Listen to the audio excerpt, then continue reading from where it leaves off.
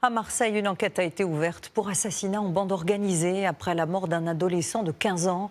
Et le mode opératoire laisse peu de doute. Les tueurs ont brûlé le corps de leur victime, ce qui fait penser à un règlement de compte entre narcotrafiquants. Georges Brenier, Juliette Coulet et Étienne Bonneau. Il s'appelait Adel et n'avait que 15 ans. Sa mort d'une violence inouïe choque policiers comme magistrats. Son cadavre calciné a été découvert hier matin, un peu après 8 heures, par une habitante, ici, dans ce parc, situé dans les quartiers nord de la cité phocéenne, une zone où se concentre l'essentiel du trafic de drogue à Marseille. C'est à cet endroit, dans le coin du mur, que le corps a été retrouvé totalement calciné. Mohamed Ben Medour est médiateur dans ces quartiers défavorisés et gangrénés par la drogue.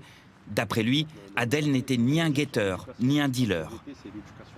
Petit sans histoire, calme, discret.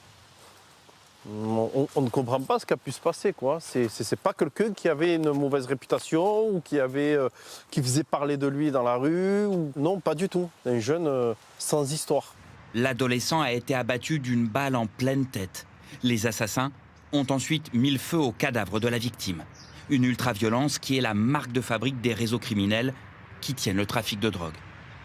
Élément surprenant, cet ado avait un casier judiciaire vierge. Son nom était apparu dans une affaire d'extorsion et de menaces, mais il avait été finalement mis hors de cause. Ce règlement de compte intervient une semaine seulement après la marche blanche qui avait suivi l'assassinat de Mehdi Kessassi. Un crime qualifié de point de bascule au sommet de l'État. Les policiers, eux, font face à des tueurs comme à des victimes, de plus en plus jeunes. On a effectivement depuis une dizaine d'années un rajeunissement des protagonistes. On a des jeunes totalement désinhibés qui, là où il y a 10, 15 ou 20 ans, auraient pris le temps effectivement de discuter, aujourd'hui on va directement à l'assassinat ciblé et en plus, effectivement, à un signal de terreur envoyé aux potentiels concurrents en carbonisant effectivement un enfant.